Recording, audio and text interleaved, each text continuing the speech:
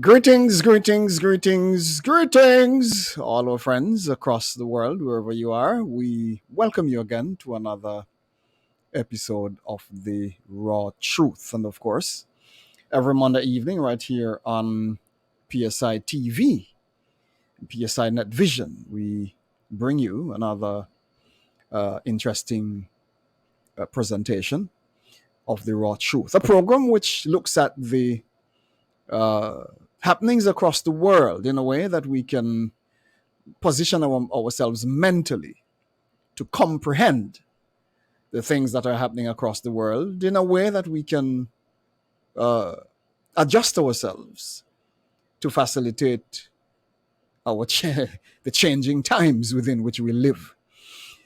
Uh, it seems to me that many people tend to want to hide the truth. I'm not sure why we feel hiding truth is the best thing. But in a world where information floats like air,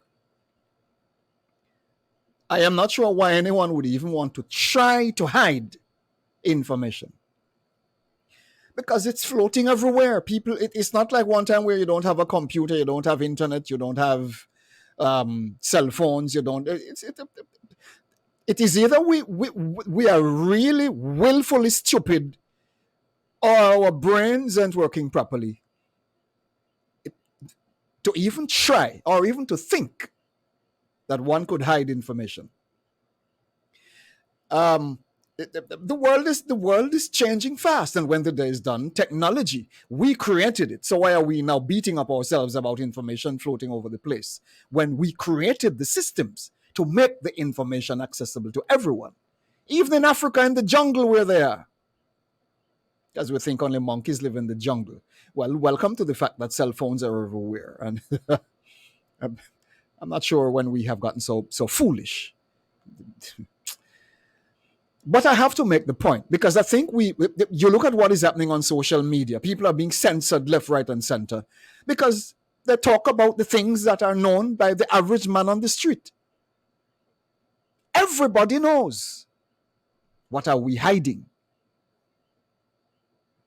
We don't want them to know, yet they know. The information is everywhere. They know everything. Let me say, they know everything. Maybe not everyone, but most of us, because information flies. And people are now talking about what is happening because it is brand new. It is the technological age. You look at what is happening with AI. You look at what is happening with nanotechnology. You look at what is happening with men and women in relation to the transfection theory. I could go on and on. It is nothing to take lightly. And it is nothing to think that people do not understand. Because even if they do not understand the magnitude of these uh, uh, uh, theories, they are aware of the function of these theories. So I think the time has come for us to to be to become cognizant of the fact that we're not living in the dark ages anymore. And I'm saying this specifically to those of us to whom it may concern, because I think we're making a fool of ourselves. When you look at the kind of blockages that many people, of course, for those people who have no regard for people's rights, for people's uh, person, uh, uh, uh, for yes, some people are going to end up going to courthouse for libel and slander because we do not regard the fact that we cannot come on social media and just say anything we wish to say about anybody we wish to say it about in a demeaning way. Yes, if social media is going to block people, then block them for demeaning arguments, which are going to put people in a very bad light. That is reasonable. Yes. And if that's the case, then it is for the people who have been spoken about to take up these matters in courthouse. Take these people to court and have a ball game in the courthouse, and whoever wins, wins. That's exactly the right of the person who are being libeled or slandered.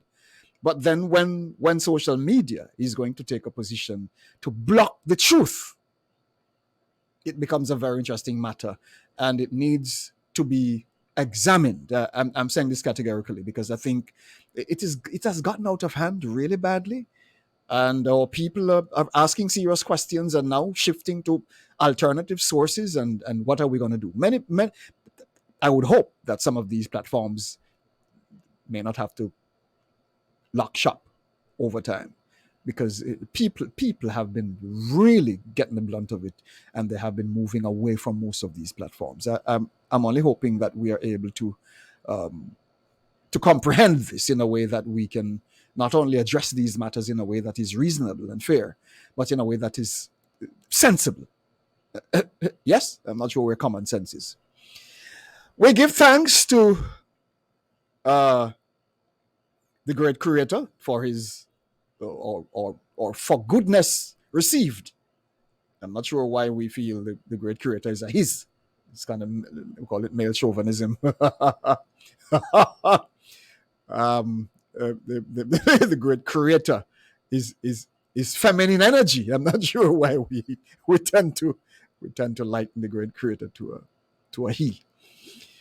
But the whole point is we give thanks for the good evening from Florida. Yes, yes, yes, yes.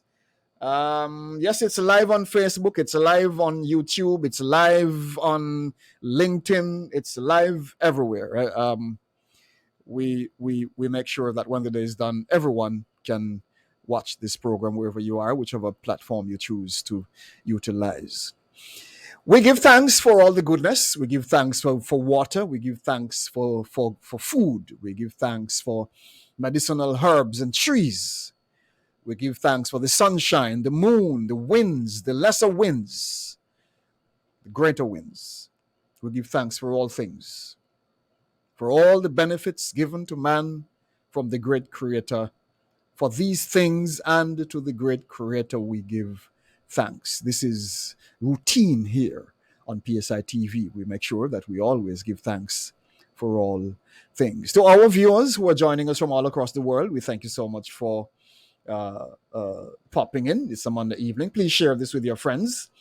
Good night from Miss Jones. Yes. Claristine, how you doing?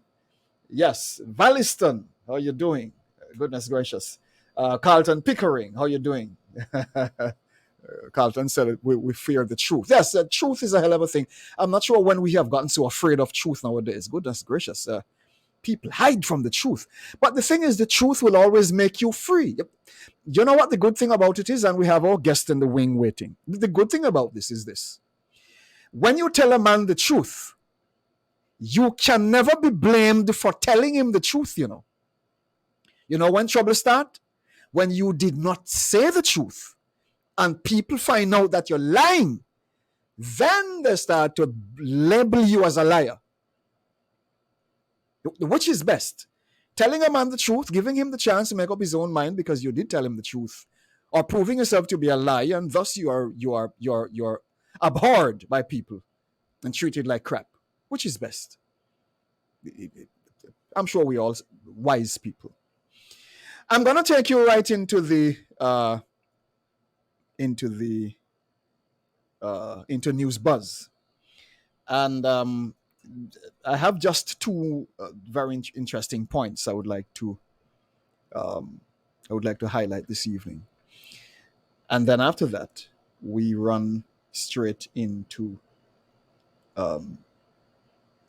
having a chat with our guest out of St. Vincent, and a very interesting man. I was looking at his resume. No man to play with, and no short order. And he took the time to be here. A very humble man, an amazing. I love humble people. It doesn't matter what titles you have behind your name and what your accomplishments are. It's good to be humble. It's good to be reachable. Yes, it's good when one is able, when one can be touched by others. Yes, some of us have gotten so proud we have become a bunch of jackasses because we think we're all that. Yes? Welcome to the raw truth. I'm gonna say it as it is. And I'm sure many of us might be a little frightened by that, as my good friend said. But I'm not gonna sweet it up for anybody. when the day is done, we need to speak it for what it is. And I think when the day is over, what better place or thing to be a part of or to do? Yes? The truth is always an amazing thing. Always. We're going to take a look at News Buzz, and when we come back, we're going to open the door to our amazing guest. We come back in a minute.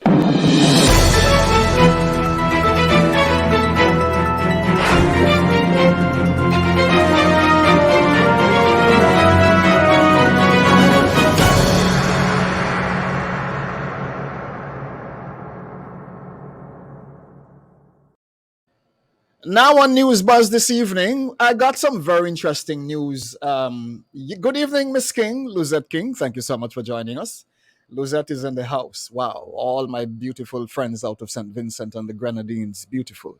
Love you all. I love my people in St. Vincent with a passion. I don't know if that is how you express it. Luzette probably could help me understand that. Love my Vincentian friends. I got some news just the other day, and I think I need to share this with you as well. Very interesting news. Let me put this on screen for you, because when I saw it, I said, "Wow!" All I could have said was "Wow." I think it is something that I really need to share with you. I'm not sure what some of you might think about Mr. Fauci or Fauci, yeah, whatever you want to call him. Many people probably have a problem with the poor gentleman, but I got some news just recently that he plans to step down in December after half a century in government. So the Honorable Fauci, if you want to call him that, I give honor to the man for whatever he has done. I guess some of us are at odds with this gentleman at this point. That's on you. I have to give credit where it's due. But he will be stepping down in December after half a century in government. So I was told. It was over Twitter. I'm not sure if how credible this is. I'm not sure if he might change his mind and decide to stay on. I'm seeing Ralph perhaps trying to make up his mind to step away from politics. I was thinking that Ralph perhaps would have resigned and left and leave politics in grace. But Ralph is saying, "No, boy, I'm going for another shot of this." I would hope to God he doesn't embarrass himself, because if he should lose the next election, it would be absolutely a disgraceful thing for this man, who, after all the accomplishments, so-called, that he has had, to walk away in defeat. And I hope somebody talks some sense into my good friend Ralph, that he would just simply resign and walk away and leave St. Vincent alone. Do it in grace rather than trying to run for another election and the people throw him out on his head. I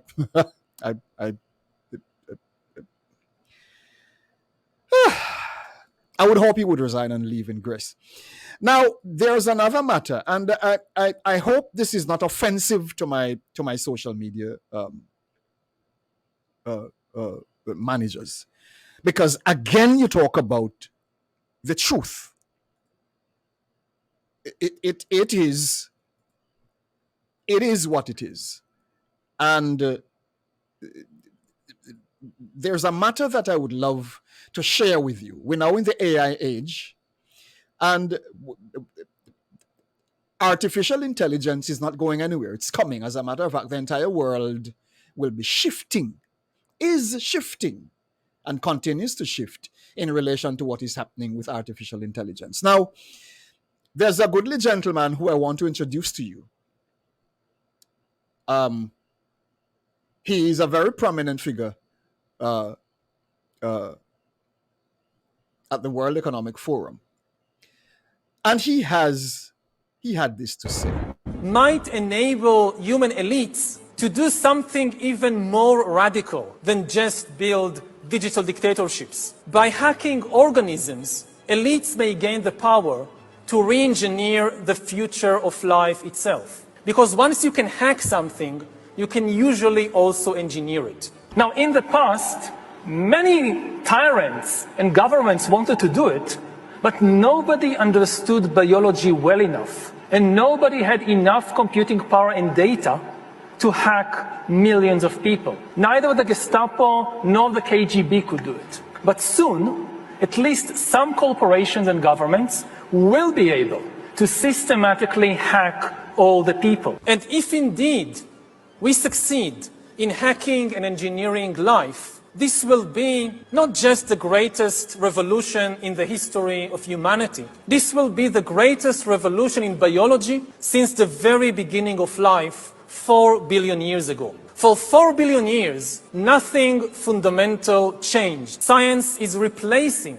evolution by natural selection with evolution by intelligent design. Not the intelligent design of some god above the clouds. Evolution by natural selection with evolution by intelligent design. Not the intelligent design of some god above the clouds, but our intelligent design and the intelligent design of our clouds. The IBM cloud, the Microsoft cloud, these are the new driving forces of evolution. Today, we have the technology to hack human beings on a massive scale. In this time of crisis, you have to follow science. It's often said that you should never allow a good crisis to go to waste. People could look back in 100 years and identify the coronavirus epidemic as the moment when a new regime of surveillance took over, especially surveillance under the skin. My brain, my body, my life, does it belong to me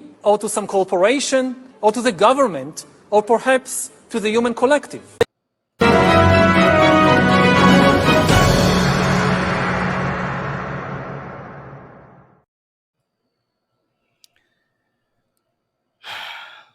This is the era of AI.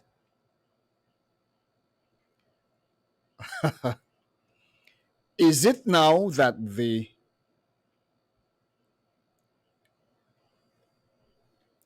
world of men and women and their offspring, is it that they, as the gentleman said, they are now looking at, they now have the technology to hack into the human genome, into man, into genealogy, to hack into. I'm not sure I'm not sure how this is coming across to you, but when the day is over, it needs to be fully understood or fully comprehended that we are not living in the dark ages anymore. We are now at the place where we are looking at a brand new species of men and women walking around in the world as we speak. Gentleman said, they now have the technology, which means it has been here for some time, and which means it is being used as we speak. That is what he's telling us. The technology is now here, which means we have a new species of men and women walking around on the streets among us as we speak, and we don't even know it. And I'm saying this to you, unless you do your research, unless you dig, unless you incline your ears and your mind to getting practical, factual information, these things will pass you right by. The way these things are said, I'm sure most of us may never even comprehend the depth of it. But it is frightening, if you ask me, the degree to which artificial intelligence is currently taking over the world. It is not just about cars and buggies and computers and robots. It is about every life you see around you as we speak. And there's many more I could say about that, stopping short of becoming offensive to the managers of social media platforms. Stopping short.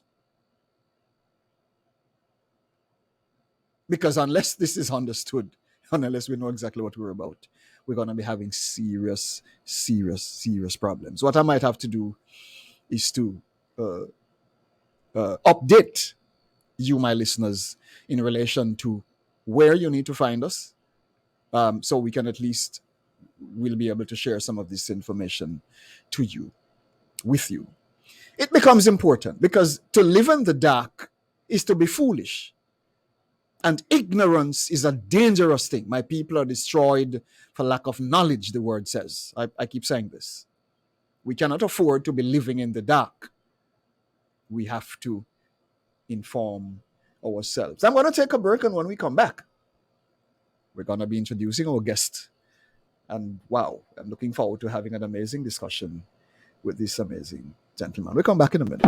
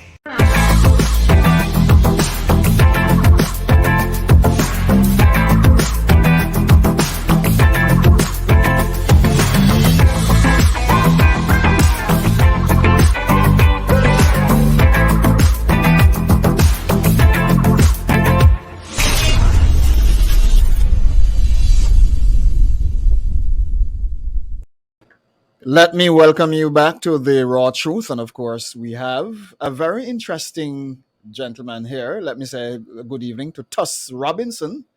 And of course, all our friends who are joining us. Corinne Ballantyne, is it? Yes? Or yes, Ballantyne. Yes, all our friends, please share this with your friends. Comment, share. Let us know where you call it, where you're connecting with us from, so we can at least uh, send a shout out to you. Let us know where you're from, and we welcome you all. Share this with all your friends. Share, because it's going to be an absolutely very interesting discussion with my beloved brother. A family man. They call him Brother Fitz. Dwight Fitzgerald Bramble. A man with a huge, his resume is absolutely, seriously impressive. And when the day is done, he's a man of no short order. And I think St. Vincent is honored to have such an honorable gentleman to serve. And I think the political party to which he is affiliated, or with which he's affiliated, is absolutely honored to have him as well. I think it is not a joke that we have highly qualified people who have given themselves to their nation, to their people, to serve them. Absolutely amazing. And we need more men like Brother Fitz, affectionately known, to serve nation. I must also say a very special good evening to my good friend. I'm gonna take the liberty to mention him, because he's a very humble gentleman as well. King, a relative of Miss Sister Luzette King. But he has also been working assiduously behind the scenes. He's been not necessarily behind the scene. He has been perhaps very much in the limelight himself, and has been doing quite a lot to to help to bring to light um, a lot of the things that are happening in St. Vincent. I think I need to make the time now to shout out my beloved brother Kenson King. I'm going to, in the same breath, because I'm sure that Kenson has been working very closely also with brother Fitzy, as he's affectionately known in St. Vincent, and they all share the same uh, platform, more or less. They all share. Basically, they all see eye to eye. They understand very well what is happening in St. Vincent, and we need more people like Kenson King and Brother Fitzy to serve that nation. And I'm gonna take the time now, and I hope I'm not diverting too far. But as it comes to me, I perhaps need to say this. I hope the people of St. Vincent are thinking very carefully about electing. I call him the Honorable Kenson King as one of your representatives in that country. Don't be fooled to think otherwise, because if a man is not of the mindset of this young man, you don't have government leaders, you don't have a servant. You don't. If a man is not thinking like brother Fitzgerald Bramble, you don't have a representative. These are the kind of people you need to create change in your country. Now, the way I'm seeing government changing, and forgive me for just throwing this in, but it has to be a time and place where we take a very serious look at the people who we say we vote into office. These are not the days for the weak of heart. We can't take no weak heart people around us right now.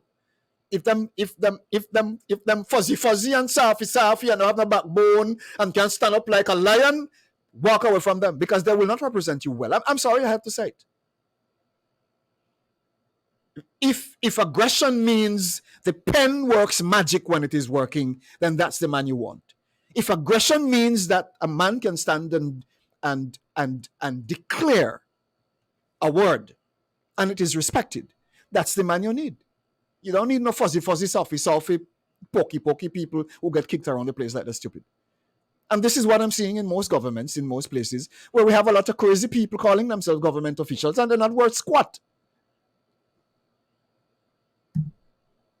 The time has come when we need to look at this very seriously. And if our people ought to be represented as they should, we have to, the people everywhere, wherever you are, need to step back 5 steps, sit down for a minute, and take a decent look at the people who you call government officials. Now, let me, you see how things will get crazy here. Brother Fritzy, as he's affectionately called, he worked the city of Estevan. He's a Canada Economic Development Coordinator, 2017 till present. University of Regina. Mr. One big word I try to call it, you know. Saskatchewan. I'm gonna ask him to call it for me because it sounds more French. I'm gonna mash up my tongue to call it. Oh my gosh, that's all, my friend. I'm cracking up. First Nations University of Canada, Regina, Canada Economic Lecturer. He's been everywhere. City of Regina. He's been Organization of American States, OAS, Country Director in Suriname, Embassy of St. Vincent and the Grenadines, Washington, D.C., USA Minister, Counselor, Deputy Ambassador, and Deputy Permanent Representative of the OAS. Yes. Economist, Senior Projects Officer, Ministry of Finance and Planning, Government of St. Vincent and the Grenadines. The man is everywhere. St. Vincent Grammar School, he's an A-level college business and economist teacher. Let me stop, because this list is long. And let me tell you something. Until we get to the place where we learn to respect our people, not because the man has a long resume, but respect him as a man. Respect him as a man with a heart. And I will dare say this here. I don't care what kind of letter some of we have behind our name. And if the people cannot reach us, you're a pile of crap. You don't deserve to serve your people. People who are servants must be reachable. I'm watching a bunch of young people in the BVI, and I'm sure maybe, yes, government officials.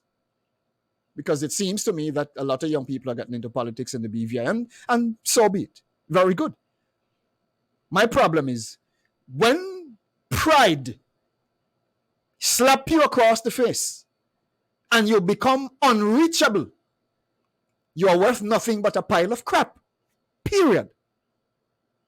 Because your job is to serve. And if the people who need your service can't find you, you are useless. And that is not applicable to the BVI only. It's all leaders across the world, whoever the hell you are.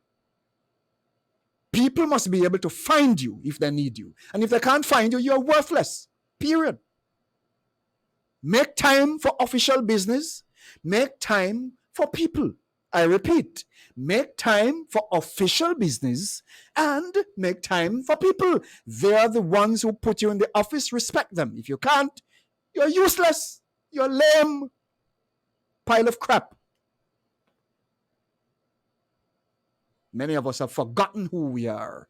And the people who put us in office to serve them, we turn our backs on them and kick them in the ass. And then you call yourself honorable what? My beloved brother, let me stop talking and get you in here because I hope I'm not going on too bad. My beloved brother, how are you? I'm doing quite well, Kenny. Thanks for having me on the program, man. How are you doing? Well, I can see and hear that you're firing on all cylinders. My brother, I don't listen. My grandmother raised me to think a certain way. My mother left me when I was about 5 years old and went off on her journey to have a good life. And when she went off, she became a principal and she did well, of course, in her profession. But the point is, my grandmother did not raise me to be a chicken. She raised me to be a lion. And when I speak, she tell me, you make sure that your word, she say, your word make you a man. I don't just talk. I live what I speak. And all my friends, whoever I call friends, are exactly like me. I don't associate with anybody who's any less than that. And I'm sure you have surrounded yourself as well with people like Mr. Kenson Kings and the Kings family and all such people in St. Vincent who are 100% credible people. And I respect you for it. 100%. How is it going in your neck of the woods? What is the weather down there like? You have rain in St. Vincent? What's going on? Talk with me. Well, we've been having rain. Well, before I answer you, Kenny, let me just say a pleasant good evening to all the viewers, listeners, near and far. It's my pleasure to be here tonight. We've had some rain off and on for the past few days, over the past week or so. But it's been very, very hot and humid down here. Not a lot of breeze blowing around, and but we're still thankful because it could have been worse. We could have been experiencing a drought, or tropical storms and stuff like that. There you go. Tell me something. St. Vincent normally have quite I could call St. Vincent the food basket. What is happening there now? We still have a lot of yams and potatoes and all the food down there. What's going on? Yeah, man. St. Vincent and the Grenadines, as you know, I've lived and worked in many different places, and I've traveled quite a bit. And yes. for me, in our region, I think the only country that surpasses St. Vincent and the Grenadines in terms of agricultural produce and land fertility, and if you want to say produce per square mile or per square hectare or whatever, is Suriname. Yes. St. Vincent has, we produce anything. They say if you drop a stone in the soil in St. Vincent, it would grow. That's how fertile our soil is. So, yeah. Yes. Let me say a very special good evening to my girlfriend, Miss Adriana King. Lord have mercy, I'm going to put myself in a trouble now.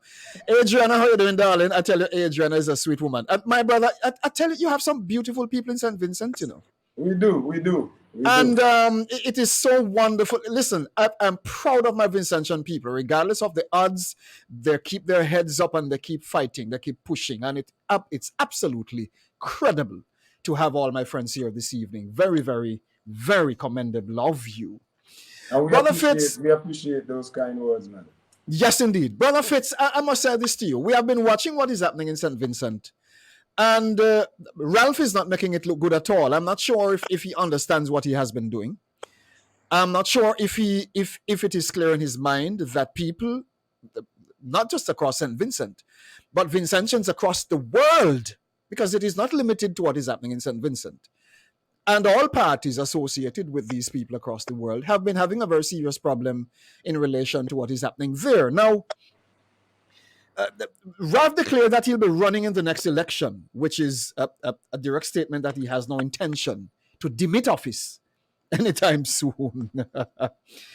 Is it that is it that he's doing an amazing job there, or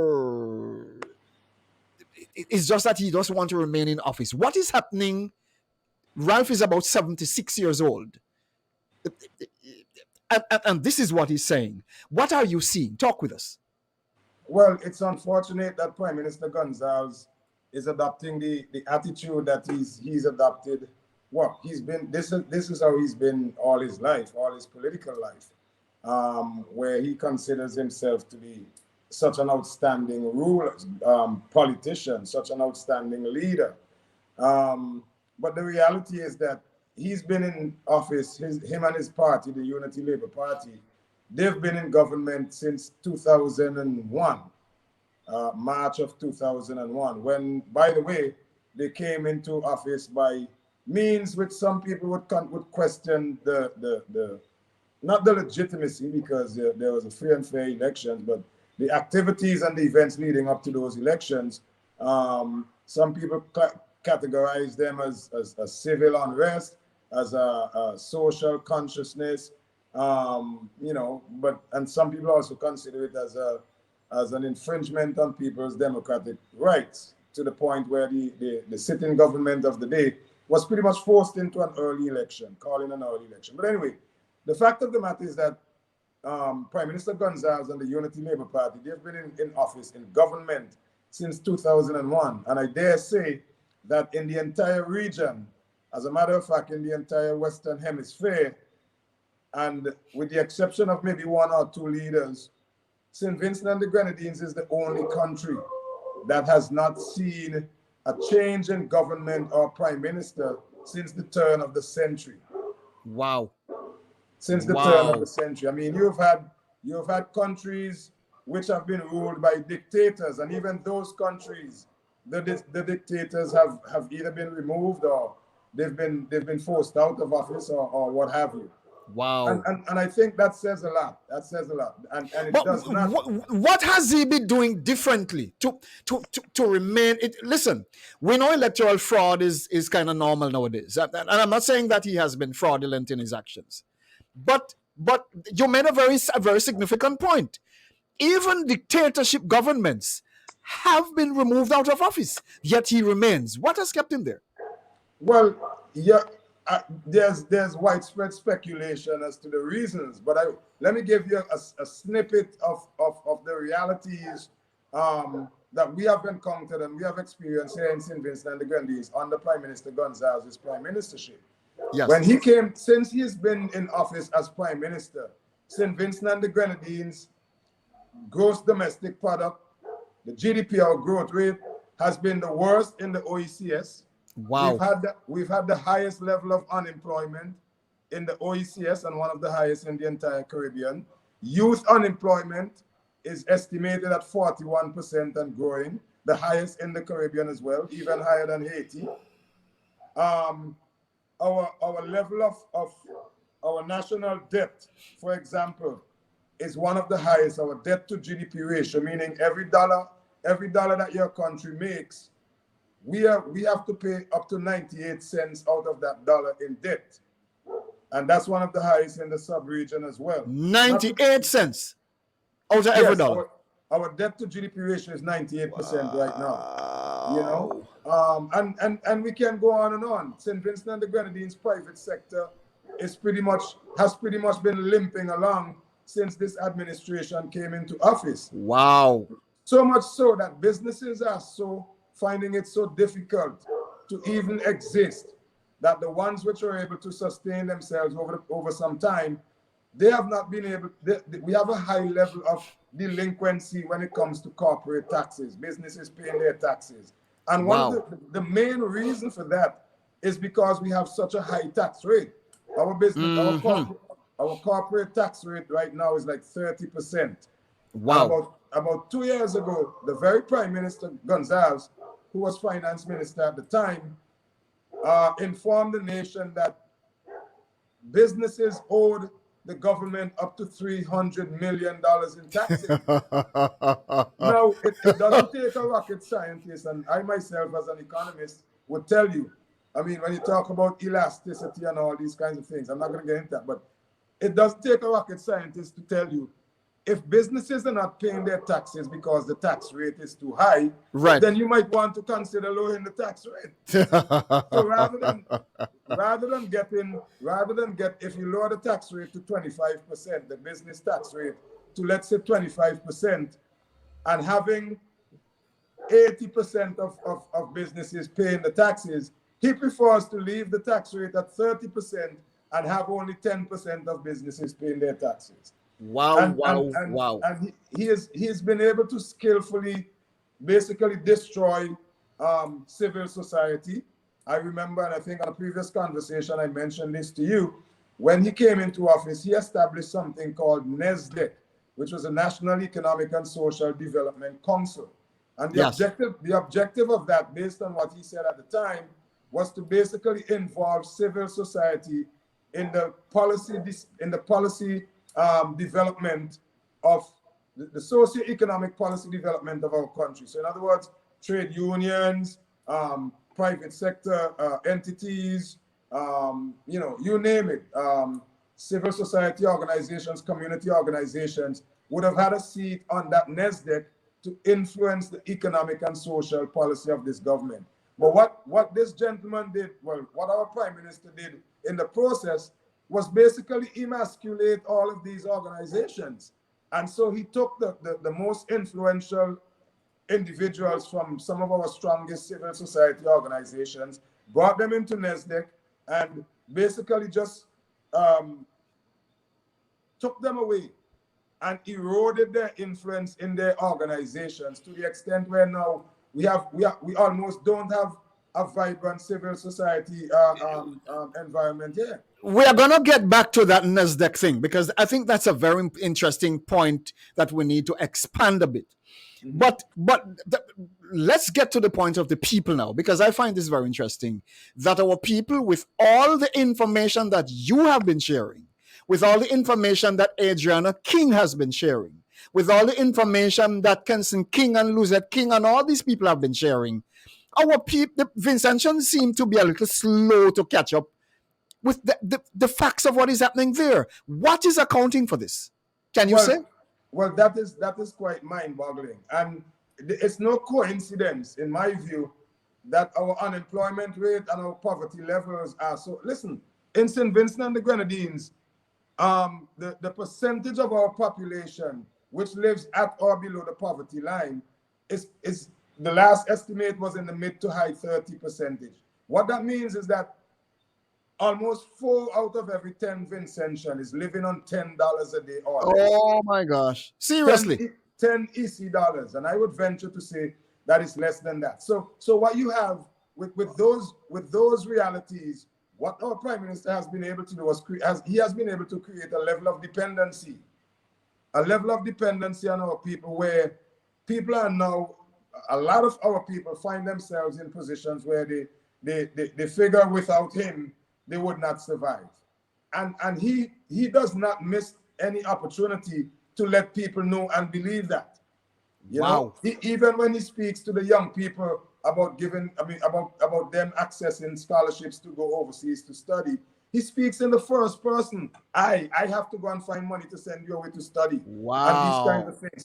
So to answer your question, he has created a level of dependency and a level of destitution in our country, so that he pretty much can control as in whatever way and fashion he wants to. Mm, mm, mm, You mm, know, mm, mm, mm. Wow. if you keep a man hungry, it's you basically gonna control them. But then you see, and this is you go right back to the point that I mentioned earlier.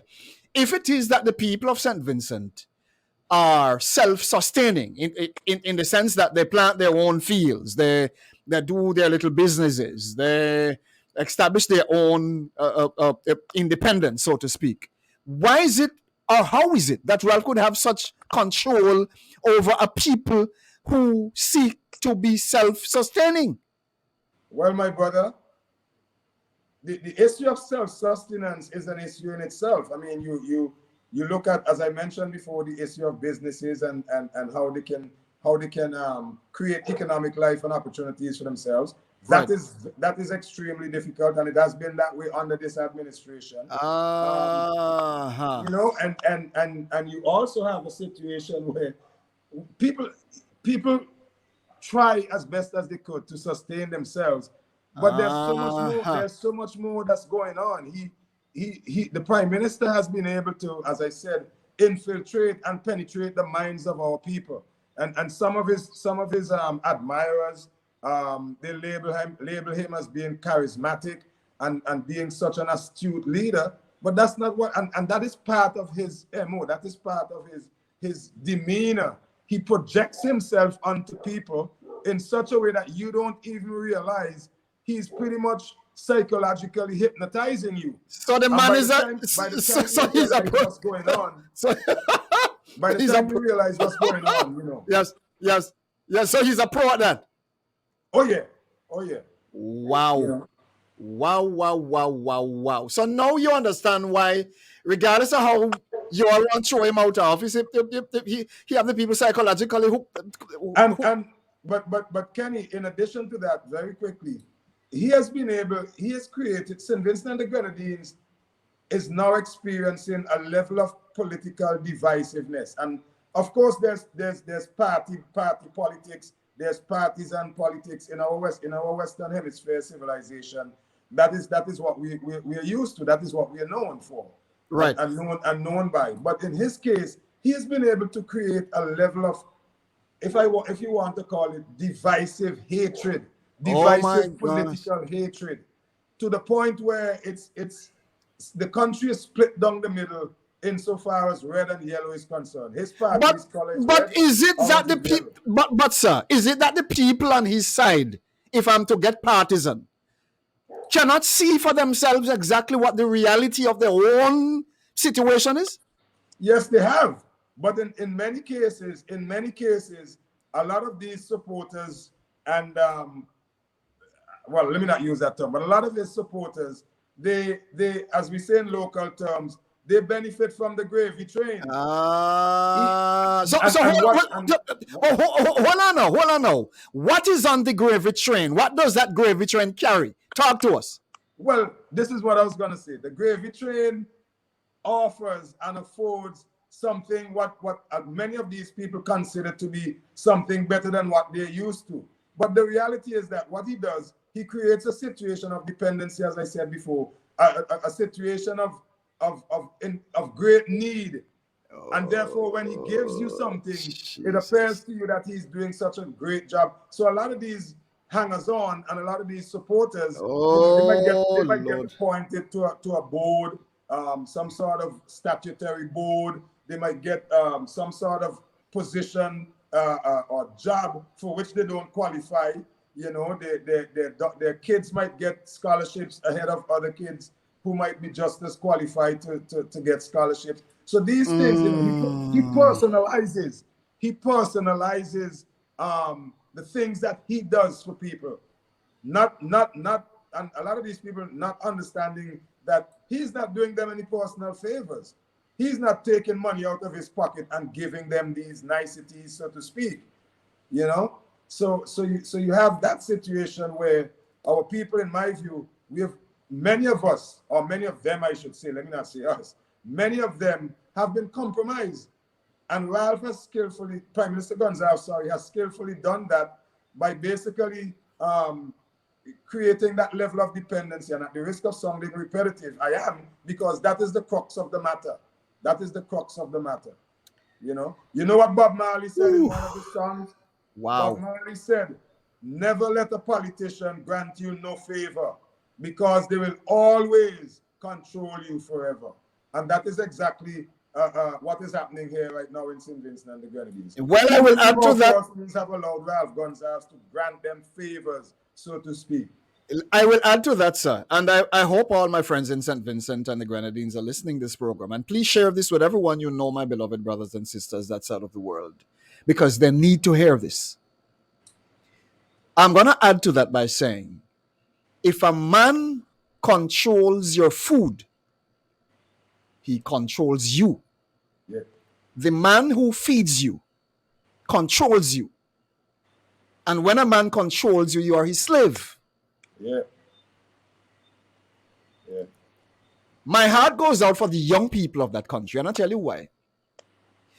You talk about young girls going to school, and you hear all kind of things happening about all kind of rape cases and all kind of crap, and it comes to my desk very often, and it's very unfortunate. Well, it's not crap, eh? It's more than that. Oh, Believe you me, Jesus. it's way more serious than that. And the sad, sorry to interrupt you, Kenny, but No, no, the, go ahead, go ahead. the sad reality is that a lot of people, they dismiss this as just, political. This is all bad politics. People are just trying to make the prime minister look bad and so on. But the reality is that, for example, in his case, he was accused of rape by one of his female security details, and he was never even required to answer any charges. The entire thing was nullified by the director of How you public. mean not required to answer? Listen to Well, me I'm now. telling you, the director of public prosecution nullified the case, and it seems that many people are afraid to touch that issue, among other issues, for whatever reason. But the fact remains that when you're head of government, the leader, the father of your nation, is allowed to behave in such what I consider to be situations or circumstances which appear to be circumventing the justice system, then what do you expect ordinary people to do? We Wow. live by example. And so, for example, last week, when we had a young lady brutally murdered on the tarmac of our old airport, where a lot of people go and exercise early morning and stuff, and the body was discovered with a piece of PVC pipe inserted up into a private part. You're not And serious. and the prime minister, who's minister of national security, didn't even have the audacity to come on the radio and say anything, to come on social media and say anything. But instead, he was on the radio talking about, and granted, this was before the incident with the murder of the young lady took place. But nonetheless, the same way he went on the radio a few days before and talked about a thief who went into the Argyle International Airport and stole 3 solar panels, and the Prime Minister, our Minister of National Security, informed this nation that there's a police manhunt for the thief of 3 solar panels from our international airport. Yet not a single word on the brutal murder of this young lady and others before her. Now you can begin to understand the level of should I say, preposterousness of our prime minister. He behaves like he's untouchable in so many ways, and that is the and harsh and reality. and in the and this is the part that's now blowing my mind. In the face of all this, he continues to lead for decades. And quite bombastically comes and tells people, I ain't going nowhere. In 2025, I plan to continue to lead this party into the next general election. By 2025, he's going to be close to 80 years old. Now, mind you, you know, the reality of age, it varies from individual to individual. And somebody can be 80 years old and be still nimble mentally, physically, and what have you. But the reality is when you are required to carry the heavy burden of leading a country, and more so, you've done it for 21 plus years, then you have a problem.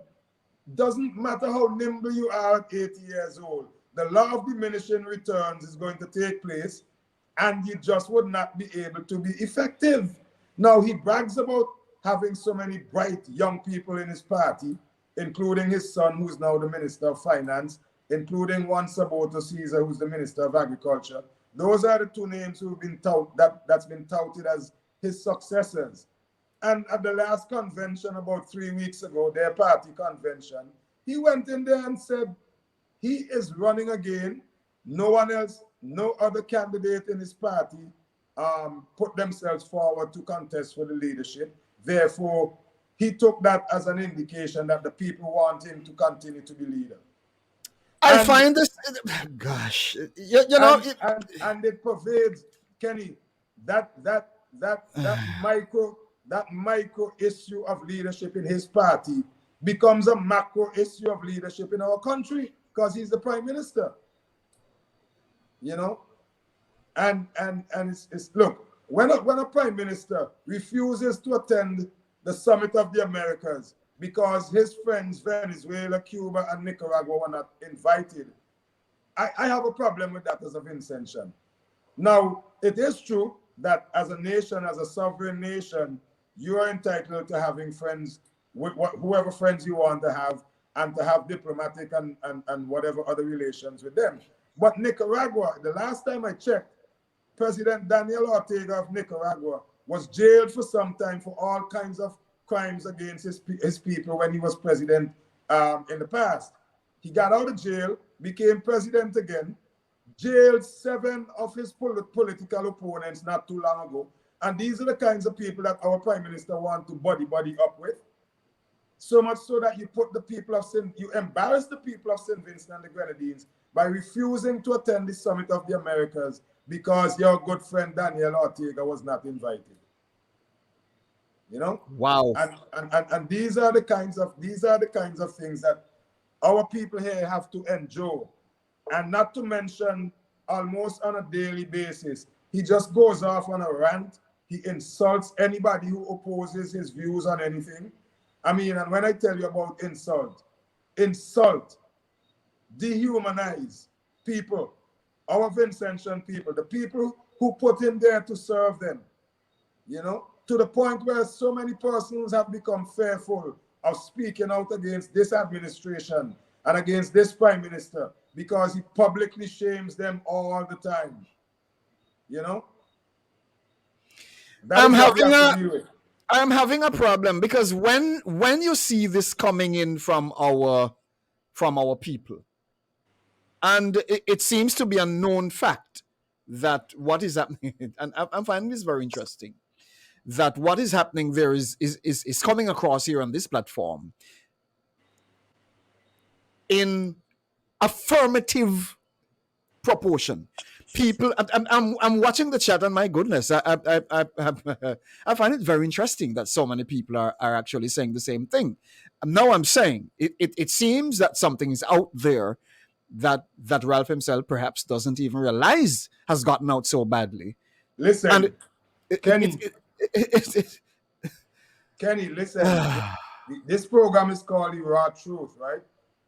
And the raw truth is that I think our prime minister's natural narcissistic tendencies are now becoming more pronounced as he gets older, as he gets more mentally and psychologically tired, as he becomes less creative, you know, and so on. It's just, for me, it's embarrassing as a Vincentian, and I think it's unfortunate that amidst all the bright people that he has around him, none of them is able to convince him that, look, you have basically outlived your shelf life as prime minister. It's time to go home. With that said, I'm gonna take a break here, and when we come back, and I'm gonna ask you to share with all your friends, please, because this I have some very interesting questions that I would like to throw at Brother Fitz this evening, and w- w- while we're setting the tone in relation to what is happening there, I also need to take him into the fact that we have a prospective prime minister sitting in the wings. I would love to know what the hell is happening as far as that is concerned. How is the prospective prime minister of St. Vincent and the Grenadines on top of his game in relation to what is happening there? How is he handling it? How visible is he? People take the word aggressive to mean that you're coming out cussing. No, no, no, no. Aggressive means you get things done when you need to get it done. How aggressive is he in this case? These are some of the questions that I need to ask. We come back in a minute. We come back in a minute. A new season has begun, and while transformation is inevitable for many, your life will remain the same if this is the way you want it to be. However, you can change your life with a better plan from Lifeline Financial Programs. Begin fortnightly cash installments with any amount, then watch your finances multiply into thousands of dollars as you create a brand new future. Life is not a dream. You only get what you put in. We know you cannot do it alone. And this is why Lifeline Financial Programs created the best financial plans to help you transform your life. Guaranteed. Call us now at 540-4555 or email us at lifelinebvilimited@gmail.com for more information. Lifeline Financial Programs, the gateway to a better future.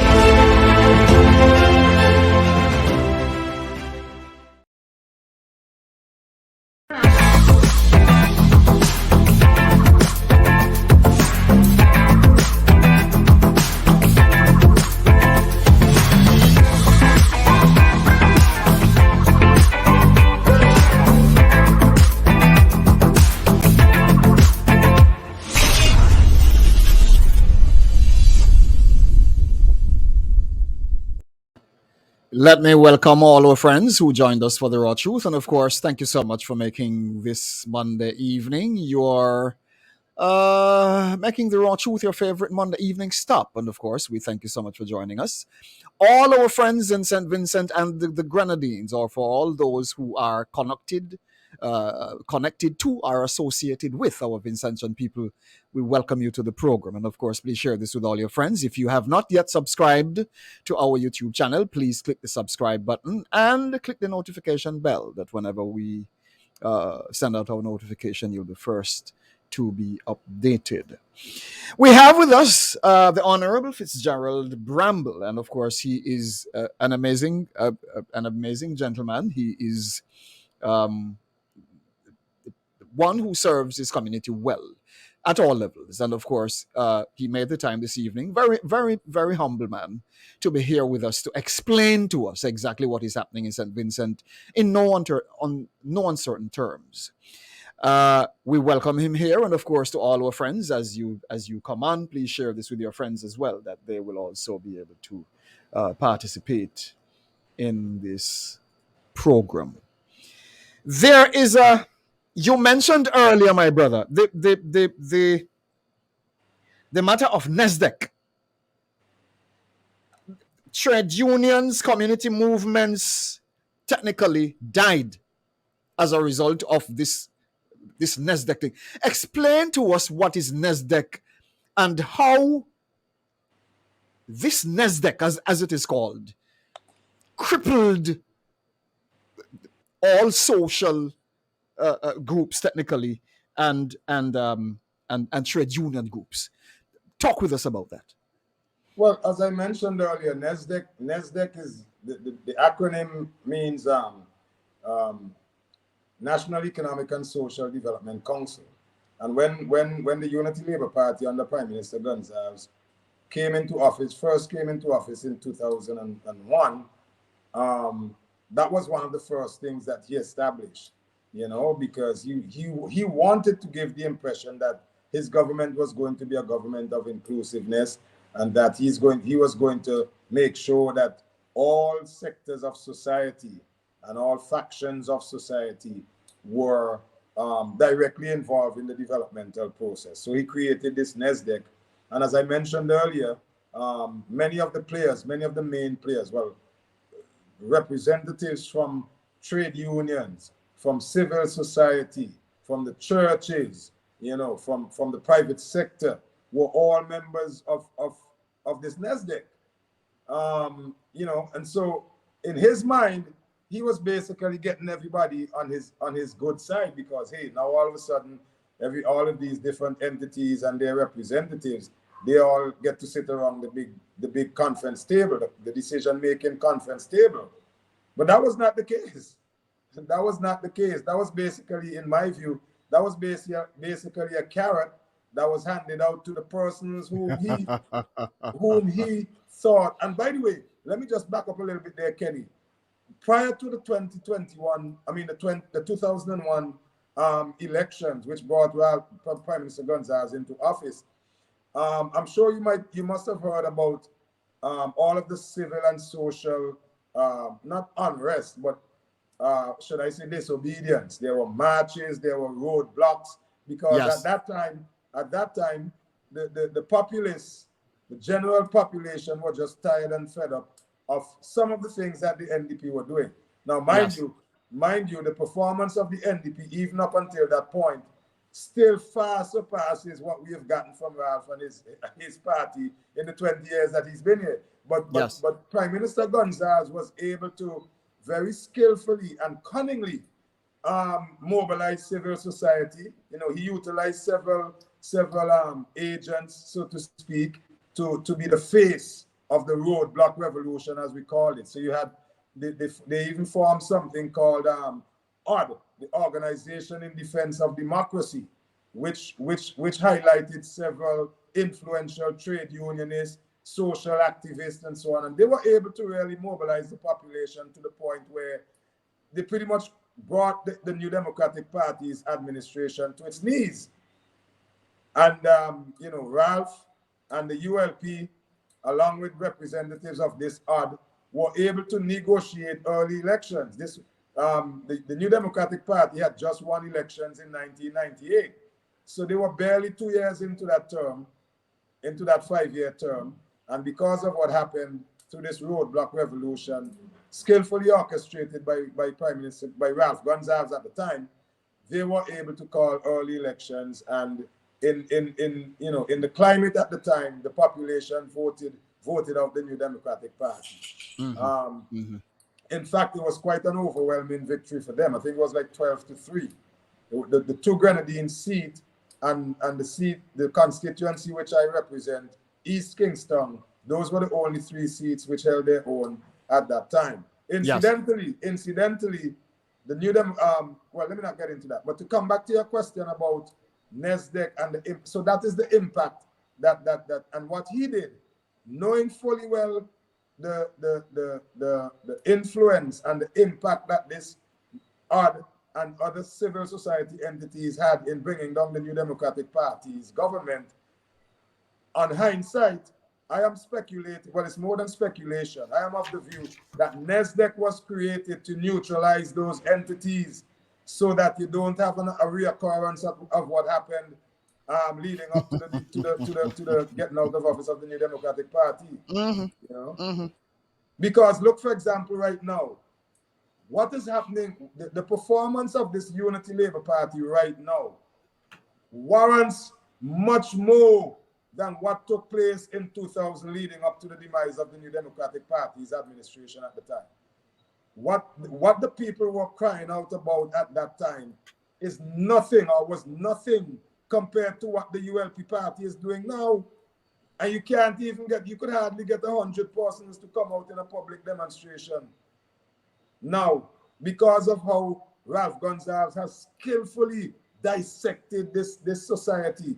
He has skillfully neutralized all of the potential social activists who can motivate and rally people to come out. But there's hope. There's hope. And you know why I say there's hope?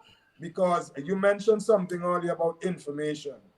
And whereas this roadblock revolution, which took place 22 years ago may not occur in the same way as it did then.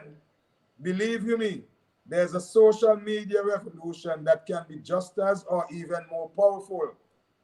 There's an information revolution that is going to hit him so hard that he would not even realize what hit him, because he's not prepared to deal with these kinds of methods, strategies, and so on. And Let, I let, myself, let me ask you this. Let me ask you this, because it is strange that time does fly when we're having fun here. It's crazy. But I learned about Jomo. Um, was he the Speaker of the House at some point? Jomo, And yes. By virtue of the fact that he had the authority at the time to neutralize the power base of the current regime, he didn't. Tell me a little more about that. What is that the turning point for what we are seeing in the Gonzalez administration, or what? Talk with us a little more on that. Well, just to elucidate a little bit on Jomo and what you alluded to a minute ago about him having at that time the opportunity to sort of bring back some semblance of real democracy. I think it was back in, I can't remember when it was, maybe it was 2016 or thereabout, 2017 maybe. But the New Democrat, the opposition party, the New Democratic Party, filed a motion of no confidence against the Ralph Gonzalez administration, and they, in my view, they capitalized. Well, capitalized is not the word, but they manipulated the standing orders and the Constitution and all these things, to the point where Jomo, who was the Speaker at the time, actually allowed Ralph Gonzalez and his government MPs, to flip the script, and instead of Parliament debating a motion of no confidence against the government, Ralph was able to move a motion of confidence in his government, and Jomo allowed a debate on that, to the point where obviously the opposition parliamentarians walked out of Parliament. And then a couple of days after, Jomo came back and talked about, when he was jogging or something like that, he had a moment, I forgot the word he used, he had an epiphany or whatever it was, and he realized that he made a mistake, And even though the motion of no confidence may not have carried, because you need a simple majority at that time, well, you never know, it might have carried as well, because they only had a 1-seat majority at the time. And in as much as in my view, many of the prime minister's ministers, they really don't have much testicular fortitude. It was very possible that at least one of them could have voted in favor of the motion of no confidence. But be that as it may, even if the motion did not carry or had not carried at the time, at the very least, you would have been indicating to the population that, look, as powerful as Ralph Gonzalez tries to make himself to be, he is still accountable and is still liable to the laws and rules and regulations of this country. But from the moment you allowed him to manipulate the standing orders of the House, there was no holds barred after that. And since then, I mean, there's so many incidents and instances of him just basically, I mean, he's like a bull in a china shop. Tell me something. Governing and controlling people. Let me get you past that now, because when the day is done, thanks for that explanation, because it needed to be said, so we can at least shape this picture in our minds as to exactly what we're dealing with. But look at this now. Here we are with this man, with a political party within an amazing place called St. Vincent and the Grenadines, with alarming levels of resources in that country. Let me ask you this now. Can you paint a picture of the current medical, educational, social and economic status of the people of St. Vincent and the Grenadines. Talk with us about that for a minute. The level of destitution in St. Vincent and the Grenadines is unprecedented. Oh my gosh. You have, listen, let me tell you Oh my something. gosh. You asked me to paint a picture, so let me paint. Not too long ago, a lady, she appeared to be maybe in her 30s, I would say, professionally dressed. And she came up to me and she introduced herself and she told me Oh what my she was gosh. doing. She told me what she was doing and so on. And the lady broke down in tears, Kenny. You know why? She was explaining to me that she was in such dire straits insofar as her economic circumstances are. She had to take advances on her salary in order to pay her mortgage. So her monthly salary is not able to take care of her basic needs and her family. That is how bad we are. So, and this is a professional woman who, based on the conversation we had, I'm quite sure she's probably making about $3,000 or $4,000 EC dollars a month, which is reasonable given the circumstances. It's not adequate for many people, especially if you have a big family and you're a single income person and so on. But it's reasonable given the circumstances. But then again, sir, but then imagine, again, if I should Sorry, jump in here, my beloved brother, if I should jump in, and I hope you don't mind me doing that. No. If it is that night, how many cents out of every dollar is go towards paying the debt you have there? 98 cents. Our debt to GDP ratio is 98 on. cents. So listen. That is no money at all, brother. But this is a combination of two things, right? One, we are in so much debt, and a lot of the debt that we've incurred is really a lot of the debt makes non-economic sense.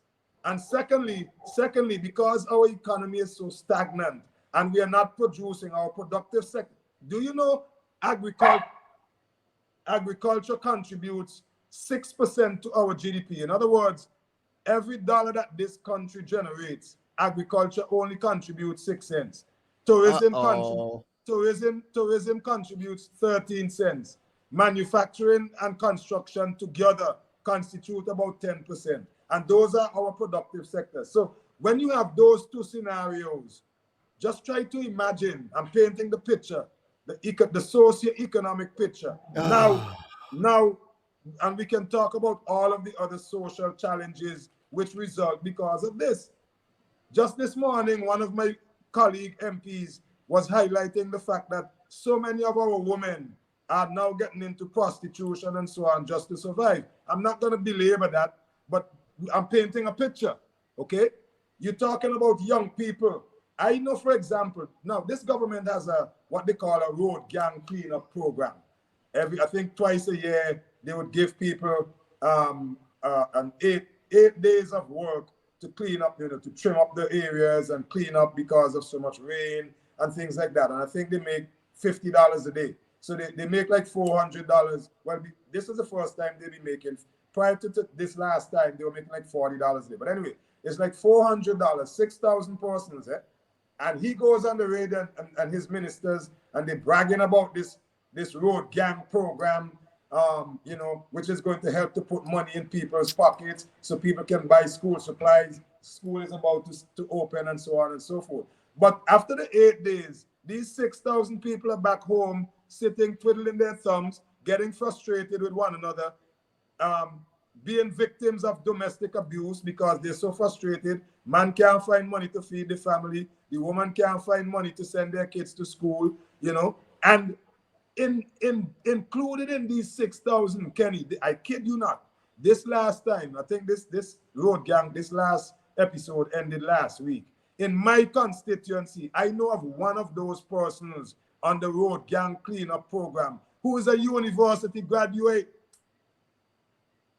A university graduate has to depend on 8 days of work going on the side of the street with a cutlass to help clean up the. Now, mind you, I am not denigrating or demeaning. No. It needs to be said because gosh, come on, man. But I am saying, if I am going to invest so much of my time, energy, talent, and education into obtaining a university degree, I don't expect to come back here and have to depend on 8 days of road gang cleanup. Oh my gosh. You know, Oh my I gosh. am telling you, up to this afternoon, Ah. young strong man came to me, took me out of a meeting. We had a meeting with the IMF. Took me out of my meeting to ask me for something to feed his kids. And the guy was almost in tears, in tears. And you know, I think God has given me a reasonable spirit of discernment. And I know that the guy was not trying to pull anything over me. I know he was genuinely in need. Genuinely in need. What about the health? Tell me about health in St. Vincent. What is Well, healthcare like down there? well, health in St. Vincent and the Grenadines is very unhealthy. Very unhealthy. You can't look. I was in church a couple Sundays ago, and one of the women in the church came up to me. She said, Bramble, I got bitten by a dog, and I went down to the hospital, and they did not even have a tetanus injection for me to get. Look, listen, hold on. I'm painting a picture because I don't think time would allow me to get into the real nitty-gritty. Oh my But listen, gosh. our Prime Minister on August the 5th, 2021, claimed to have gotten what we call a bus head. He came out in the crowd. There was a demonstration in front of the parliament. He decided to come out in the crowd.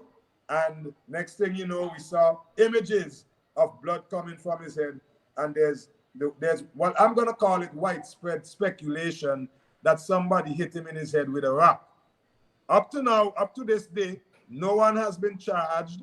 Well, they tried to charge one lady, but that she was eventually released because no evidence was there. And when the incident took place, I'm leading up to answering your question about health. Eh? When the incident took place, man, the government MPs came into parliament, and who didn't talk about attempted assassination on the Prime Minister's life and all kinds of stuff. Now, mind you, up to now, as I said, no one's been arrested, nothing. The next day, the Prime Minister, actually the same night, or the next day, I believe, the Prime Minister was flown to Barbados.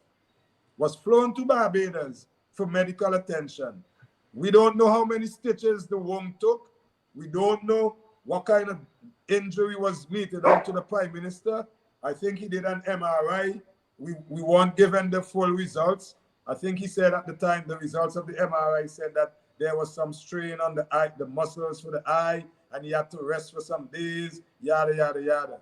You know, but the bottom line is Oh Lord, help us. that our healthcare system, our main medical facility, the Milton K2 Memorial Hospital, you won't want your worst enemy to go there. And I'm not saying that to make our country look bad, like some people like to say when you speak the truth. We have excellent professionals. We have some of the best nurses and doctors in the region.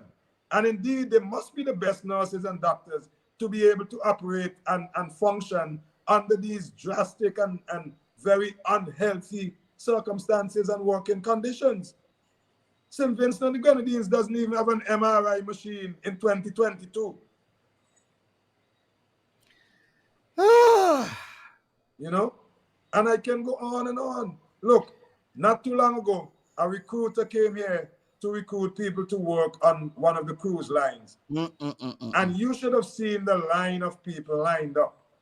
And I was told, I wasn't there, but I was told that in that line, we had some of our seasoned professionals, teachers, policemen, nurses were standing in that line to try to get a job to go sailing on a cruise ship. That is the state of affairs in this country. Let me take a short break right here because I'm sitting here, my beloved brothers and sisters, and I'm flabbergasted to even imagine that the St. Vincent I think I know, with all the resources in that country, with the capacity for decency, is nothing less than a rat hole. With all the university graduates and amazing people in that place, people are living like a bunch of living in squalor. Is that what you're hearing? Is that what I'm hearing? No, man. Yeah, it is not supposed to happen. And if it happens, we have to take responsibility for it as a people. I'll say that much. I'll come back in a minute.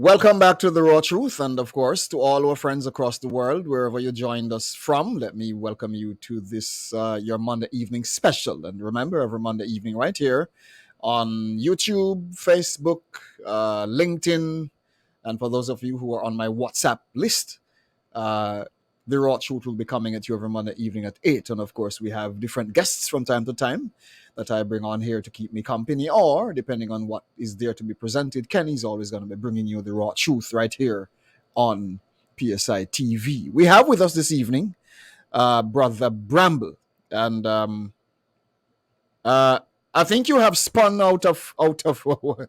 On your side. I think maybe you need to turn it the other way.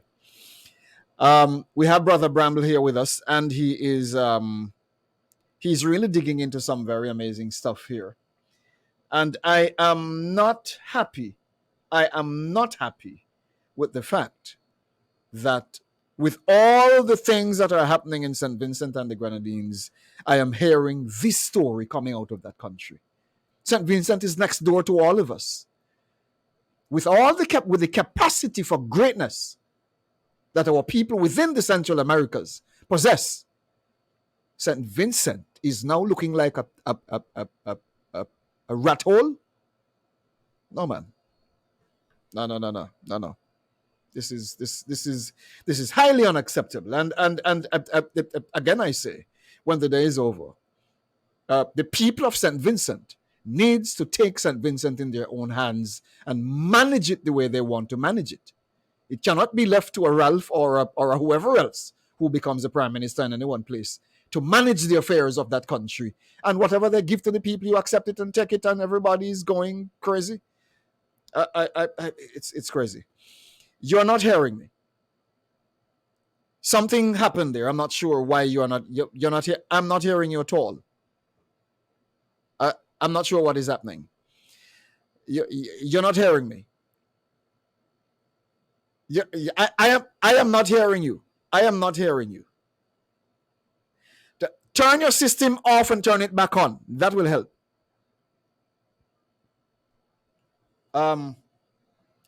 Obviously something is happening with Mr. Bramble. Turn your system off. Turn it off. Turn it off. Look in the private chat. I'm gonna let me send him a note, because this is serious. Let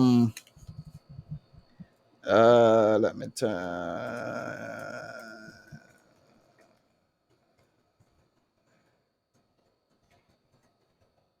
All right.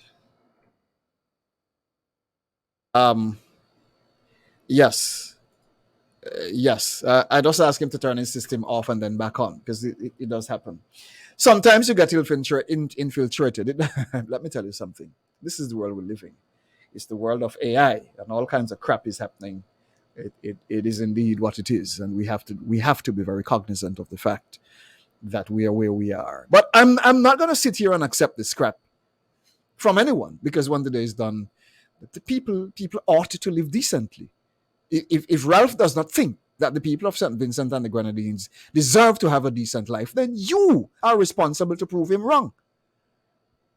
And if he's using fraudulent means to suppress the people in that country, then you deserve better, and you have the resolve to your own situation. It is in your hands to do what is right for you, just and right for yourself. And it is quite interesting that I'm saying it this way, but that's what it is. Every man and woman reserves the right to manage your affairs to your own best interest, or in your own best interest. You don't leave that to a pastor or a priest or a prime minister or a police. No. And where these people do not function by law, do not function lawfully, you reserve the right. If a policeman abrogates your right or is operating unlawfully, You reserve the right to put him under house arrest because he's breaking the law. It is your right. It is your absolute right. And whoever else is not operating lawfully, the people reserve the right to do what is just and right for themselves. It is law. And no idiot can contest that. It's law. And if international law was valued, was not worth anything, and if your constitution that they gave you was not valuable thing, then why the hell they write it and give it to you if it was not valued anything? You have to take very strong responsibility for yourselves, my beloved brothers and sisters in St. Vincent and Grenada. Somebody asked me if Ralph Walking will be on the people in St. Vincent. I think that's a crazy question. But again, I say, if your mind is your mind, how can a man mess up your mind? Your mind is yours. You control your own thinking. You control the energy within your own space. That is the capacity of the man and the woman. You control your own energy. That is not dictated by any external sources. You control what happens in your own space. And we really need to get back to that place where we start reconnecting with ourselves in our own space. It is not a joke. So do not allow psychology to mess up your thinking to the place where you cannot think straight because somebody wants you to be fluffed in the head. No, you control your own space. You control what happens in your own mind. And you, by virtue of that awareness, dictate what happens in your own surrounding. Vincentians. This man is a parliamentarian. And it is very sad that he is speaking with us the way he's speaking with us as a parliamentarian, one who is a government official operating in that country and is telling us these things in a way that I'm now wondering if I'm hearing right. This is serious, man. The last place I heard they had serious problems was Haiti. I don't want to tell you about what Bookman and all them people did. It is something else. Haiti goes on record. You don't want to hear the story of Haiti. And I would hope no other Caribbean island would come to that resolve. I would hope so. But this is not sounding good.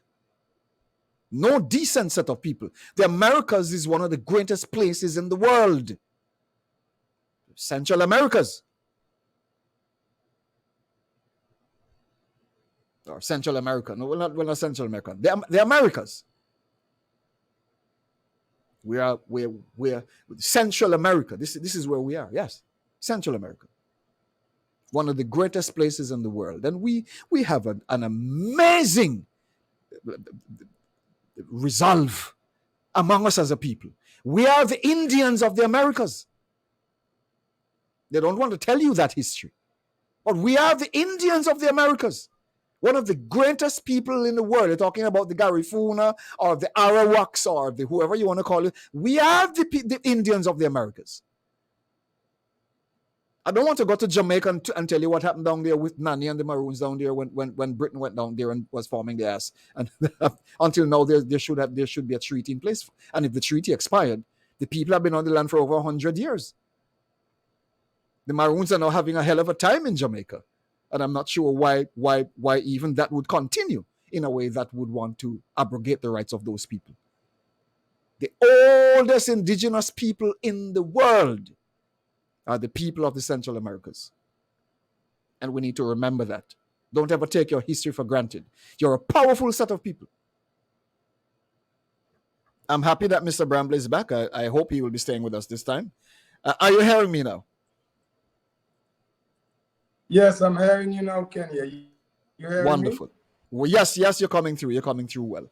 Right. Now, in the interest of time, because while you were out a while ago, I kept talking with my people to help to create an awareness of their status as the Indians of the Central Americas, because that is who we are. And I'm not sure if we even understand our history well enough to be able to relate to this. A powerful people. Our history goes on record uncontested.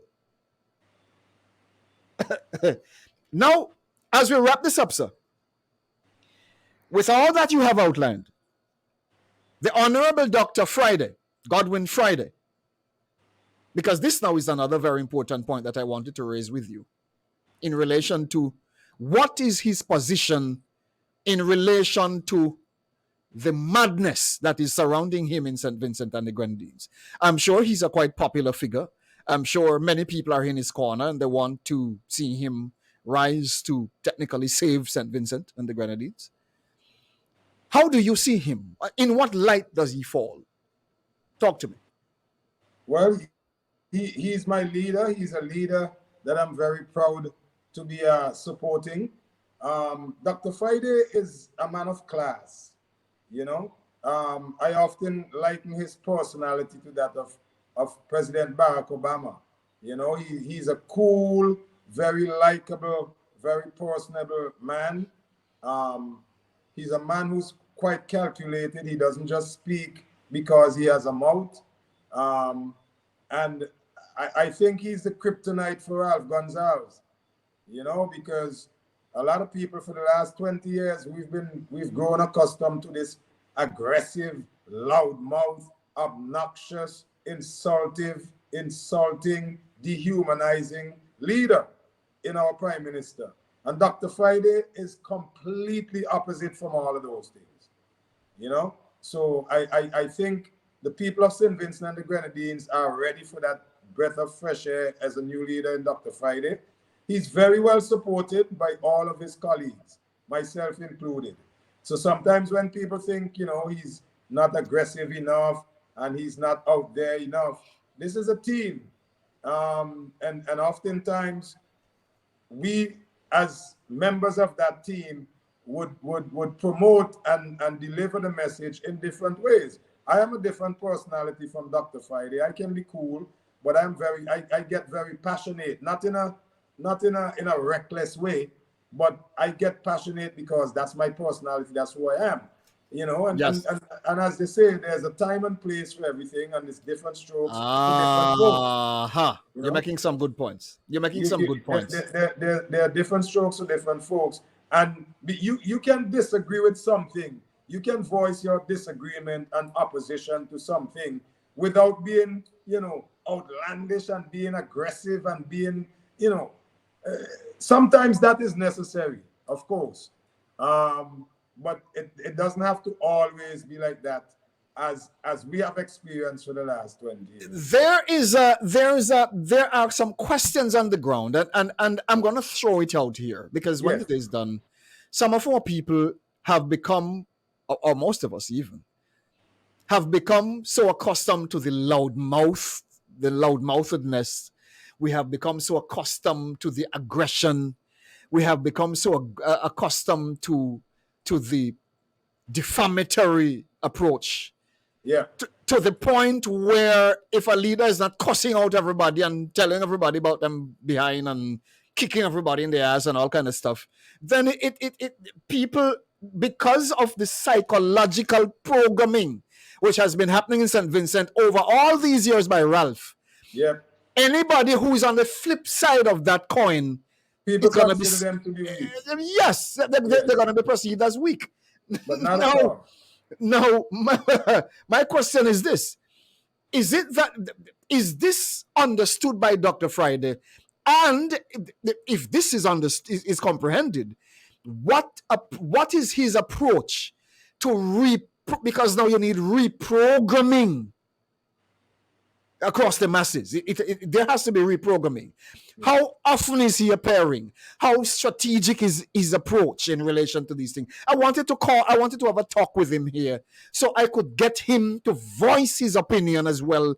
Tell us who he is, what he's about. Program the minds of the people to help them understand what he's about. Because the longer he stays on the back end without being heard, the less people are going to see him and even comprehend what is happening in his head. This must be understood. I'm saying, does he understand this? I believe so. But you know, I think it would be a good idea, Kenny, for you to try to get Dr. Friday on your program. I think he's quite amenable, and I don't think he would have a problem coming on. he would be better positioned to answer that question than I am. And I'm not trying to be funny or trying to be diplomatic here. Yes, yes, yes, You know, yes, that's really how I see it. But and like everything else, there's room for improvement. yes, indeed. No matter where you are, no matter how well you're doing, there's always room for improvement. The good thing about Dr. Friday and our party is that we listen to people. Yes. We listen to the people, and sometimes people may not get the response that they want. Sometimes they may think that we are not responding quickly enough or aggressively enough or appropriately. And that is why continuous engagement is so important. You have to be on the ground, engaging, interacting with the people so you can always feel the pulse. Anytime the pulse stops beating, it means you're dead. So if we're not there as representatives and as a future government, if we're not out there feeling the pulse of the people and helping to make that pulse beat, then we have a big problem. And this is why I respect your position as one who is always on social media, always on the radio stations. You're keeping it alive. You're always sharing your opinion, always giving thoughts, always sharing the facts. Brother Kenson King, always sharing. That's one thing with you people I respect. You're always sharing with the community to help the people to comprehend where you are and what is happening. Sister Luzette, Sister Adrian, all of you people have been always doing the job. But I think the leader himself needs to be more present. I need to grab him and have a serious talk with him here, because I'm sure that many of our people agree. It is simply a matter where I've been getting questions. I have been getting questions. People have been wondering if he is really as aggressive for this kind of thing. As I said, maybe Ralph has done a bad job to, well, perhaps a good job of psychologically brainwashing the people in St. Vincent to the point where they have gotten so accustomed to this. Kenny, also, sorry to interrupt you, but No, go ahead. Go ahead. Also, the fact that, things are deteriorating so rapidly in our country. It's almost on a daily basis. You have some issue where you can pretty much just take the government to task. Yes. The mismanagement and in my opinion, the malfunctioning of our government is happening so fast and so furiously that it's so difficult to keep up. You're absolutely correct. Absolutely correct indeed. You're right. So and I think that is even more reason why we as a New Democratic Party, we have to be so focused. We have to work on our messaging. We have to work on our public relations. We have to continuously improve in those areas. Otherwise, we're going to get left behind with the issues. So now you can see why Ralph. I'm not even sure what is medium for reaching the people, but communication. I listen. I offer PSI Network, PSI TV, as your platform to reach your people. Dr. Friday can call me anytime he's ready. I'll be very happy to set up an interview with him so we can keep the discussion going so the people can learn him better. I think that becomes a critical matter. But while I'm saying that, because I know he has good intentions, I spoke with him before. I know exactly where he's at. But this is my question. You look at a man, and I'm going to throw this at you very, very, very maybe even mischievously. Throw anything at me, man. If even mischievously. Throw anything at me. If I can't answer, I'll tell you I can't. Kenson King. I've been watching that young man for a while. Mm-hmm. I observe him. He probably doesn't even know that I'm watching him. But I have been watching him very closely. And he makes it his business to talk with his people. He makes it his business to inform his people. Yeah. He makes it his business to share. Just as how you do it. Adriana does it. Miss King, when she's ready, a couple others would do it. But on a consistent level, he's always there. Now, if I were to ask you this, do you see him as a prospective candidate of the NDP party? Most definitely. And him and I had we haven't had enough conversations about that. I'm sure he's listening, but most definitely, I mean, Kenson is relatable. He does his research. He's passionate. He connects with the people. He understands the issues which face us. And I am of the view that he's fully capable of providing solutions as part of an NDP team. So I have absolutely no problems. And he's young as well. So Kenson would get my endorsement 100 million%. I need to talk with Dr. Friday, you know, because if we don't have a lazy candidate down there who are walking, I'm going to replace them with Kenson. Trust me. Because, I said it at the introduction of this program, and I'm continuing to say this. Nothing less will do right now. Nothing less. Nothing less. And, my beloved brother, you came here this evening. We spoke earlier.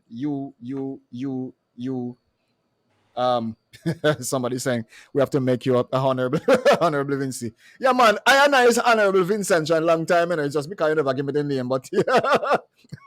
You sound like Marley, there, man. You sound like Bob Marley. Oh my goodness. But I tell you this, I tell you this. With nothing less is going to serve the Vincentian people. I love the fire. Listen, Kenson, Luzette, all the kings, yourself, my beloved brother, you have served well. And I need to connect more with you people in St. Vincent because I think the time is right for it. Have you been to St. Vincent, Kenny? 1 or 2 times, yes. Well, you need to make it 3 or 4 times. Well, there you go. So the invitation has been issued. Have you lifted the mandates in that place? Yes, they have. Just this week, they have now. If you're unvaccinated, you're no longer required to quarantine when you enter St. Vincent. Good. Finally, all right. they've come to that. So that is also news for our people across the Central Americas and the rest of the world. If you all you need is a negative PCR test, and you're good to go. No, you need to lift that too. The CDC has banned all of that. That's true. Yes, true. The CDC has banned it. St. Kitts and Nevis banned all of that. St. Thomas, most all places have banned all of those things. Yep. So all of that needs to be lifted with immediate effect because those things are not doing much good based on what is coming out of the CDC. They are now saying that there's no scientific basis for none of that. So yeah, exactly. Very interesting. We have Parliament tomorrow, and we have to go and get a rapid antigen test done today, which is nonsensical. We still have to wear a mask in Parliament. Wow. Because we are unvaccinated. Well, I am unvaccinated. And the interesting thing is that all of the members of the government side were vaccinated, but they all got COVID, 8 of them, during the budget debate. Wow. And none of us on our side got COVID. And only 3 of us are vaccinated. But anyway, that's probably a discussion for another time. Yes, and I tend to be very careful when talking about it as well because these crazy social media people tend to censor you when you start talking about these things, and it gets a little strong. Well, the reality is that the science has given us different and new information all along, and some of our leaders and some of our professionals in the healthcare system, they don't seem to want to be able to adjust and adapt to the science and to the knowledge and the information as it changes. If CDC is now saying that there's no basis for it, then what the hell are we holding on to? Thank you very much. That is my question. Thank you very much. Yes, if CDC and all these people are saying there's no basis for it, then let the hell go. I mean, what are we holding on to? My brother, time does fly. In closing, what do you wish to say to your Vincentian people who are listening to you tonight? Talk with us. Well, I would like to say to my Vincentian people that we know that St. Vincent is the land of the blessed. It's in our national anthem, St. Vincent land so beautiful, with joyful hearts we pledge to thee. And it goes on to talk and it says, may peace reign from shore to shore. And we're saying that God would bless and keep us. God's been blessing us for a long time, but we have to do our part as conscious citizens. And for those of us who are not as conscious, we need to start lifting our level of social consciousness and to realize that St. Vincent and the Grenadines is not Ralph Gonzalez's plantation. This is not modern day slavery. And Bob Marley said, I'm a big fan of Bob Marley. Bob Marley said, every man has a right to decide his own destiny. Ralph Gonsalves doesn't have the right to decide my destiny, nor any other Vincentian's destiny. And so if we raise to that level of consciousness, I think by the next election in 2025, or I am optimistic that even before that, Ralph Gonsalves and his regime would be a thing of the past. You know, whenever I'm coming down there, I'll call you and I'll call Kensington King, and I'll let you all know when I'm ready to take a little pass down there, because I think man.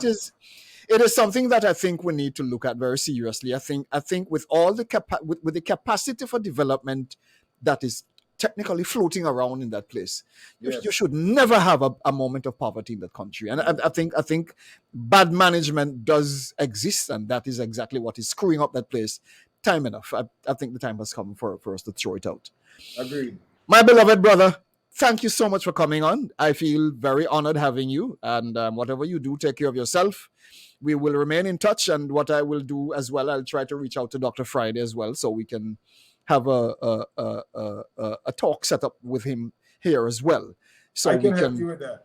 Please, so we can get a little more of him across the airwaves for our people. To all our Vincentian people across the world who have joined us here this evening, thank you so much for being a part of this broadcast.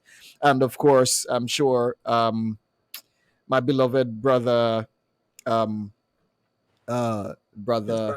Bramble, is very happy that you were able to join the broadcast as well. So whatever happens, my brother, keep it safe and strong. We will catch you a little later on. Thank you very much, Kenny, and I hope I did your program justice. Oh, no. You did the people of St. Vincent and the Grenadines justice, I'm sure. Thank you so much, my brother. All the best to you. Take care. Okay, my brother. That was my beloved brother, Dwight Fitzgerald Bramble. And of course, I could call him perhaps my brother, my friend at this point, because he is now... how better could it have been? Could one have done it to outline to us exactly what is happening in St. Vincent and the Grenadines, the way my beloved brother did outline it? I think he's an amazing representative of that nation, and I commend the kings, all the kings. I commend anyone else who chooses to stand to make a difference in that country, because we all love the people of St. Vincent and the Grenadines. Love you, wonderful people. And whatever you do, take care of your sweet selves, wherever you are, whether you're in St. Vincent or you're in Canada or you're in the USA or you elsewhere in the Caribbean region or Africa, wherever you are as Vincentians, I salute you. Be strong. Stand with your people back home. Stand with them. Don't let your girls go to prostitution. Don't let the young men sell themselves because of the lack of resources. Stand with your people. Put a couple of barrels together, send it to Kenson or Mr. Bramble. Do something for them. Don't allow young ladies to prostitute themselves because they got children, they can't take care of them, and they don't want their children to go hungry because they don't have it to feed them. Yes? I think a fund need to be put together as well. Yes? A fund for mothers who have their children going to school who cannot afford it. Somebody need to step up to the plate and do something. Don't sit back and complain about it. If Ralph is not doing it, to hell with him, with respect to him being the prime minister of that country. The point is, the people need to come together to save themselves. It's just simply what it is. Welcome to the raw truth.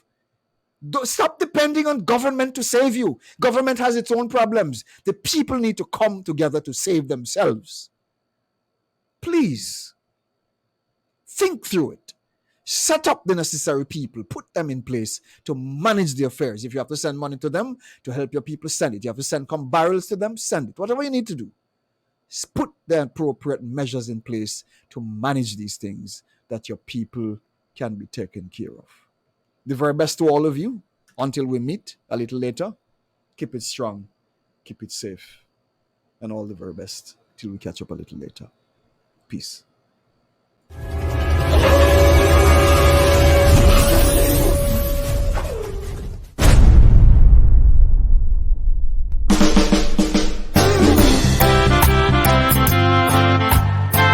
Oh, no, no.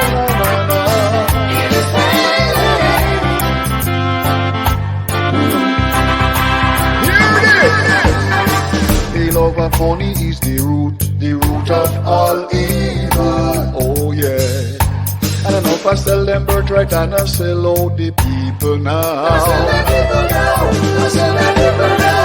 Some of them a kill and maim and some a rob all the people. Oh yeah.